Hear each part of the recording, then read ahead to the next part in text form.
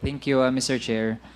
Mr. Chair, ilang tanong po kay Senator Trillanes.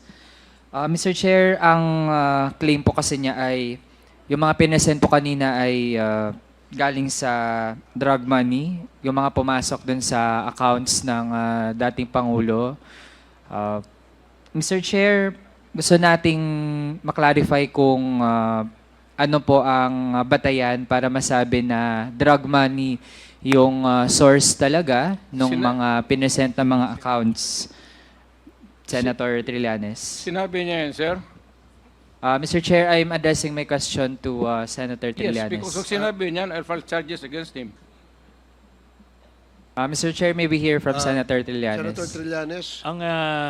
Ang basihan po natin ay yung sinabi ni Arturo Las Cañas na mga drug lords na kapartner at pinoproteksyonan ni Duterte ay sina Michael Yang na kinorroborate ni Jimmy Guban at ni Colonel Asierto, si Charlie Tan na kasama dun sa 6.4 billion pesos Shabu shipment, at itong si Sammy Uy na minensyon ni Arturo Las Cañas. Ang ano po, nung tinignan po namin yung bank accounts, yung records na present ko po kanina, Mr. Chairman, tinignan namin na may mga pumasok na manager's checks na in-encash nila, no? The whole family, no? Ay galing kay Mr. Sammy Uy. Tapos tinignan namin yung 6 months interval. Apat na cheque every 6 months, October and April nila ini-encash. At lumalabas, nagdidibidendo ng roughly 40 to 50 million pesos every 6 months. Nako, I'd be very interested kung anong negosyo ang nag-yield ng ganon. Pero yun po ang lumabas dun sa aming pag-aaral. Tapos based na rin dun sa, yan po yung documentary evidence, yan na yung paper trail, yung money trail. At based doon sa testimonya ni Arturo Las Cañas being an insider doon po sa grupo ni Duterte. Okay, Mr. Chair, follow-up po na tanong doon. Naaral din po ba kung posible na meron ding ibang sources yung pumasok na mga pera na yon maliban sa drug money? Kasi gusto natin ma-verify po talaga if ever nga, halimbawa, matrace po na may ibang mga income sources, legitimate man or illegitimate o kung ano man, maliban sa drug money. Naaral din po ba yung ganong possibility? Noong una, yun po ang kinoconsider namin, no? Kaso nga, based dun sa testimonya ni Arturo Las Cañas na sinubmit sa ICC, itong si Sammy Uy at si Michael Yang, sila po yung kumaga mag-partner, ano? Siya yung parang nagpa-front.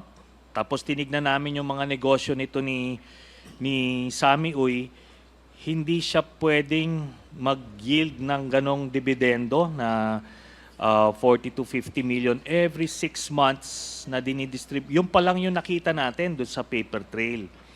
Tapos doon sa sinabi niya na ilang instances doon mismo sa isang Shabu laboratory, doon sa involvement nito ni Sammy Uy, lumiwanag po sa amin na drug-related yung mga pumasok na pera dito kay Mr. Duterte. Kaya nga, pinoproteksyonan niya ng todo. Nakita nyo, di ba? Ayaw pumirma ng waiver kahit ito na, sasabihin niya, babawiin niya because ando doon lahat ng sikreto. And sabi ko nga, na-validate na po ito ng Anti-Money Laundering Council through the Ombudsman na nakakuha rin ng same set of documents. Then, ultimately, in an impeachment court and the criminal court, lalabas po yan. No? Lalabas po yung mga ganyan kasi may mga exemption sa bank secrecy law yung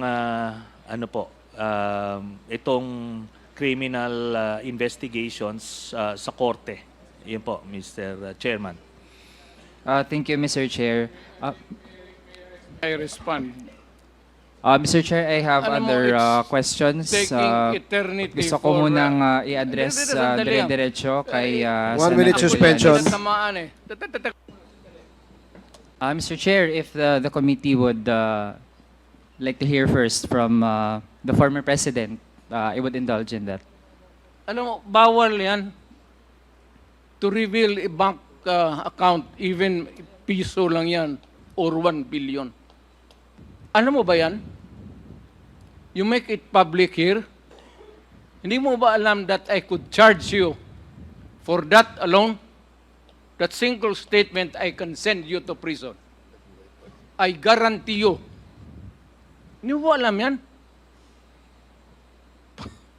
Mr. Chair, if our resource person is done, hindi po tayo nathi-threaten doon. And Hindi in fact, Mr. nathi-threaten. Chair, Produce pinakinggan na the po natin. document. Mr. Chair, I have the One floor. minute Ah. suspension again. Big, Gaya po ng Mr. Chair, nasabi ko kanina. Mr. Chair. Mr. President, sandali Mr. lang Chair, po. ako po muna. Congressman Abante, sandali lang po. I can sense that... Let the chairman have the floor first. go ahead, go ahead. Ano, nakalimutan ko tuloy. I was about to say, Your Honors, na malalim na nga yung gabi at I think Yes. pagod na rin ang ating resource person. palalimin pa natin, sir, para mas malalim ang baon ko itong... Siguro, Sir, manifest muna ako maikli before I Pagkatapos proceed. ng pagtatanong ni Congressman Manuel, itutuloy natin itong ating hearing sa susunod na scheduled hearing natin, which is on November 21st. So, Malayo masyado yun, sir. Bukas siguro. Mr. Chair. I cannot wait. I really cannot wait. Ay, kumakatin na yung paa ko pati kamay ko. I cannot wait. Mr. President, gusto po namin kayo makapagpahinga. Ayoko rin, sir. Total, sabay naman tayo. Eh, kung babagsak ka dyan, babagsak rin ako. Medyo Gusto matagal pa ko- po tayo bumagsak dito, Mr. President. At So, saka- anyway, Maaga pa, sir. Eh. ito ang ano natin, siguro unless there is a motion from any of my colleagues here and my co-chairs, Mr. if Chair. You want to continue. I object. Can I speak? Okay, Congressman Abante, you're recognized. Ako po yung nakikiusap sa ating presidente. Ayos, sir. Pag ikaw ang nakikiusap, surrender. Pag nire-respeto ko yung tao, sir. Mapahinga na po kayo, please. Ako, sir, pag sinabi mo, Kasi sense ko po, nagmumura na kayo, kaya I kailangan magpahinga na kayo. respect you, I will follow what you say. Salamat po. Pag Thank you very wala much. akong respeto sa iyo, sampalin kita, gago ka. Pakisabi Okay. niyo po na i-delete. Kayo na lang magsabing i-delete. Sige po, I-delete na lang ninyo lahat yung sinabi ko maliwanag po para na wala nang masabi ang tao. Lahat na total, baka sabihin ninyo, palusot lang. Let the investigators find out. Or, I will give you a blanket authority, sir. Mr. Chairman, panig, I move to suspend this hearing to the... open my See, bank account. Mr. Chair, Yes, sir. let us wrap up first. by, Yeah, Mr. Chair, to wrap up lang, Mr. Sige, Chair. pagkatapos po nito ay tayo po'y mag-suspend. So, yes, please. Yes, make Mr. it- Chair, make actually- it very short.